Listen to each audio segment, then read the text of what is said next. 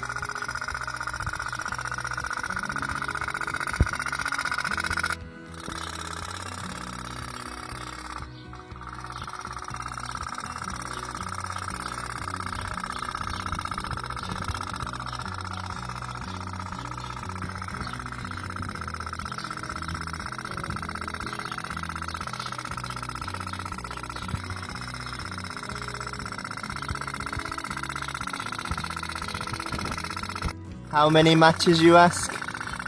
Way too many matches. For those of you wondering, know that charcoal made by burning the matches did not go to waste. So I will put a little picture up of the instructions that come with it, because I think they're quite a fun read. But if you don't want to read it, I will also do a little explanation, because you seem to like my explanations on how things work. So this is a putt-putt boat to test out the new pond that my mother has very hardly been digging out in the garden, and we filled it with water today, so that was quite fun. And we had to christen it with a little putt-putt boat. So you probably never have heard of one of these. Some of you may. I got this from my nan and granddad's when we cleared their place out. This isn't particularly old, this is a new reproduction of one, and they're made out of lots of bits and bobs. So you've got a burner in here, which is nothing more than a bottle cap and a bit of tin, and in the burner is a piece of wick and some wax from a candle. Doesn't matter what candle, preferably beeswax, but it doesn't really matter. And basically you shave off some of the wax and put it into this little cap, and you have the wick with about 1mm sticking out the top. And what you do is you melt the wax around the wick, and then that soaks up the wick, and you're ready to light the candle, because it's effectively, you just make a little tea light candle. You've got to be careful not to have the flame too strong though, because if it's too strong you will burn out the boiler. Well, boiler in quotation marks, because there's not really any pressure with these toys. So that's the burner. You then have the boat, which just has this little decorative cover over it, but this is the main hull underneath. And you have these two pipes, which I'll explain in a minute, protruding out the bottom. And as you can see, one is longer than the other, and that is what makes it go around in circles when it's on the water.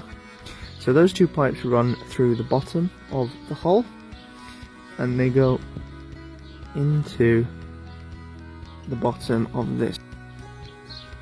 So I've put the torch on so that you can see in there. So you can see those two pipes run down and go to this dish-shaped pan, a bit like a baking tray with a lid on it. And that's it.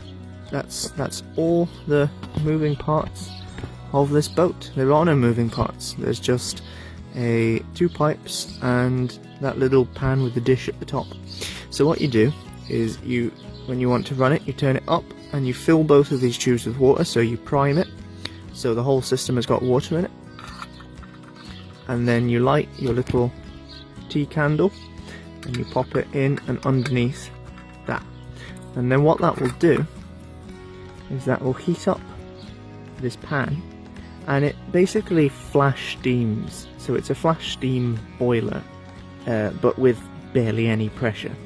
It's all soft soldered together, if you know what that means. But it's just a flash steam boiler, so the candle sits underneath, heats this up, which creates steam.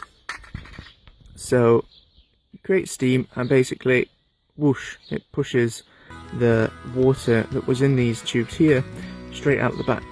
What then happens with steam is it cools, so then you get a cooling of these pipes and water rushes back in, and then when the water rushes back in, the cycle repeats and it gets heated up, pushed out, cools, rushes back in again and again and again. And that's what makes that putt putt sound, is actually this little diaphragm up here vibrating.